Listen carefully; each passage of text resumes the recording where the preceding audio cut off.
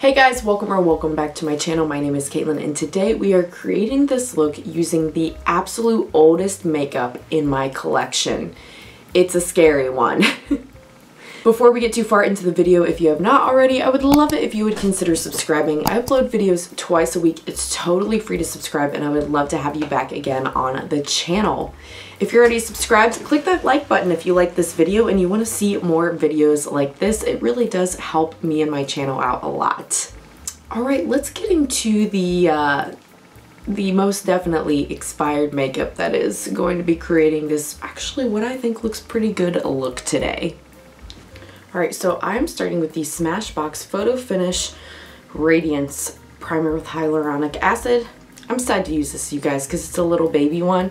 And this is probably my favorite primer of all time, and they don't make it anymore. So if you know of something comparable to this, let me know in the comments, because I'm looking for something that is just like this. Love it so much. So some of the products I'm using today are products from the video I made quite a while ago. I'll leave it linked if you haven't seen it and you're interested. Showing you the oldest products in my collection. Yes, that's right, we're using some of the absolutely expired makeup, but you know, it's for entertainment for you guys, right? But some of the products in this video are not in that video. And it's not that I'm not using the oldest products in my collection, it's that since that video, I honed in on some of those products because they were the oldest in my collection so that I could use them up and be done with it. For example, in that video I had the e.l.f. Poreless Putty Primer, the original one. That's all used up, so that's why I'm using this, because this is my next oldest primer in my collection. And even though I love it and you can't get it anymore, I should just use it up because it's definitely super, super old. Next up, we are using from IT Cosmetics the Confidence in a Compact Skin Transforming Full Coverage Solid Super Serum. Doesn't even say the word like foundation on it anywhere. I really actually dislike this a lot. It comes with this little like, I don't know, thing you're supposed to swipe it on with, but I don't like it. I feel like it's unsanitary, you know. I can wash my brushes. I don't know, maybe I could wash this, but I like a brush better. The reason I'm not a fan of this, it is very serumy, but it looks fine upon initial application. Like it definitely evens out my redness and stuff, but even with powdering it, I feel like it doesn't stay put. It just like shifts around my face. So it's just like patchy by the end of the day. Powdering it definitely helps. It was horrific when I was trying to wear it on its own and not powdering it with that. But still just not my favorite. Could just be because I have combo skin type. Maybe this would work better for somebody that just straight up has dry skin. I also bought this when I was like just getting into makeup as well and was like, guys, what's makeup you recommend? And in my day-to-day life, a lot of people are very IT Cosmetics, or like their favorite palettes are like the Naked Urban Decay palettes, like very neutral Nellies in my life, which, you know, that's fine for them, but I have found over time that's not me. So I got this, you know, on a recommendation of someone in my life that I'm like, girl, there's stuff I like so much better. I don't think I understood my skin type or any of the things about claims I would actually enjoy in a foundation at that time.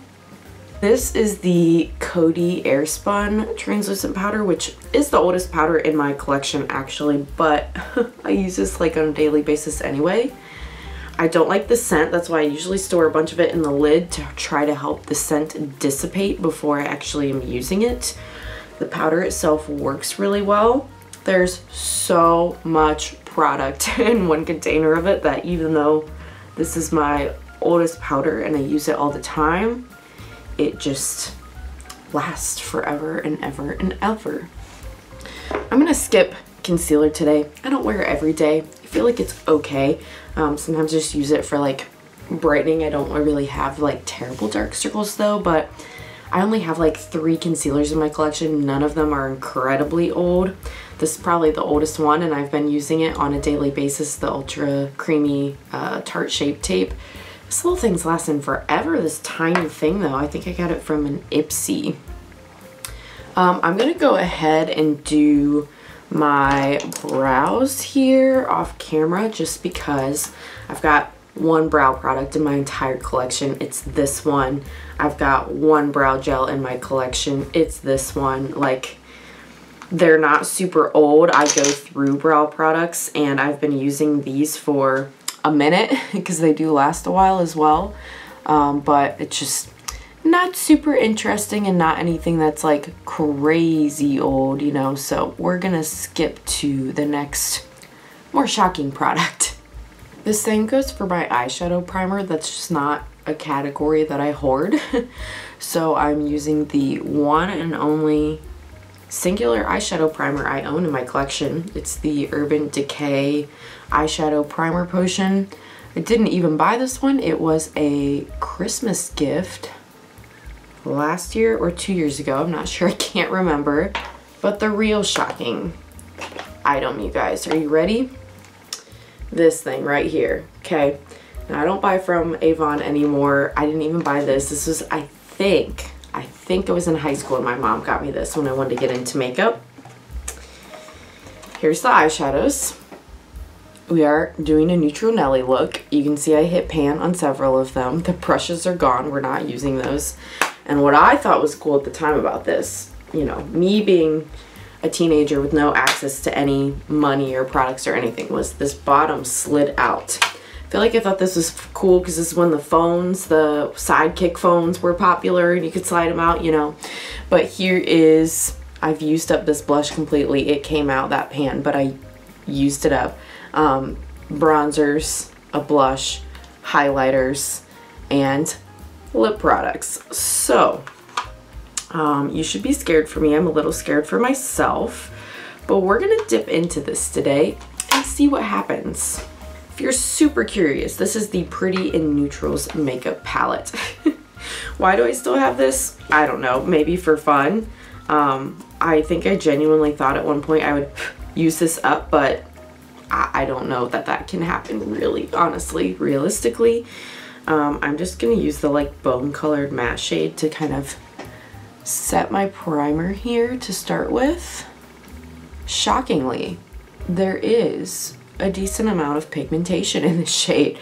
I remember swatching some of these shades for that video that I was telling you guys about, and there was decent pigmentation still, shockingly. So while I'm doing this eye look, I would love for you guys to tell me in the comment section, just how long do you keep an eyeshadow palette for? Do you set like a specific, and once it's past this amount of time old, like I'm getting rid of it? Do you just hoard them forever like me? Let me know. What's your personal rule or policy? Obviously on the Unicarton of things, it says how long they're good for until they're deemed no longer good. Like this one, oh, this one doesn't even have a thing on it. You know what though?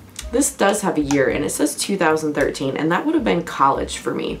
So it's not that it's not old, like come on, that's still really old, but maybe it wasn't high school. Maybe I'm giving it a little more credit than necessary. But usually it says like, you know, 12 months, 24 months, whatever it is for the product.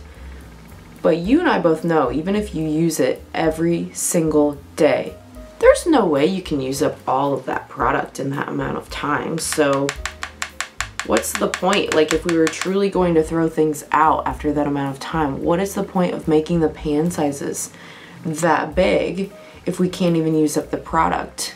Is it just so they can justify the price? I'm really curious, and your thoughts about this. That kind of like discourse just is super interesting to me. I'm just deepening up with another darker matte in here. Apparently I was very into the light shades in this palette in college or late high school whenever I got this, because there's a lot left of the deeper shades. I don't normally do like an entire black lid, but I do use deep shades to build dimension like this almost daily. All right, I'm gonna take a flat brush and just go in with a gold, you know, keep it simple. I'm not using a glitter primer because I just want to see what these guys do on their own. Yeah, it's basically non-existent. Huh. I thought I remembered. I watched back that video I filmed too, that these have more pigmentation. Maybe with the finger they do. Sometimes that happens. They might with the finger. But with a brush, it's a little pitiful, I'm not gonna lie. Like, it's fine. It's not like looking bad. It's just not impactful, which is what I go for. So, maybe I'll try this again sometime if, you know, I don't have a terrible reaction to using expired makeup with glitter primer, and see if I can amp these up some. Should I make it a goal of mine to actually use up this entire palette? I did once, like a little bit of a mini Project Pan series on the channel, but I don't feel like people are really into watching those. What do you think? I'm always open to hearing what you guys want to see, because I'm going to play with makeup no matter what, like on and off screen, you know, on and off camera. But for my channel and what I'm filming, of course I would prefer to upload things you guys are actually going to enjoy and watch. I think I'm going to take just like a little pencil brush, and there is like a white shade in here. See if we can do like a little matte inner corner. It worked okay. It's got like a little bit of a gray cast, so it's not the best for sure, but it doesn't look terrible. Okay, and then I'm going to take a liner brush here, a little angled liner brush, and I'm just going to use, I guess, the matte black in here to do a little winged liner.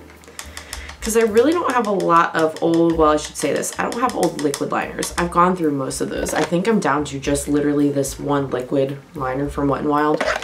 Now if we went into like pencil and gel liners, yeah, I've probably got some old ones.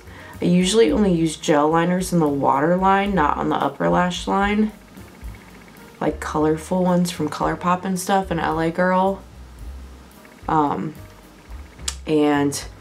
I have some pencil ones that I feel like not only they're old, but they're from the drugstore, so they just don't like pack a punch. You can barely see them.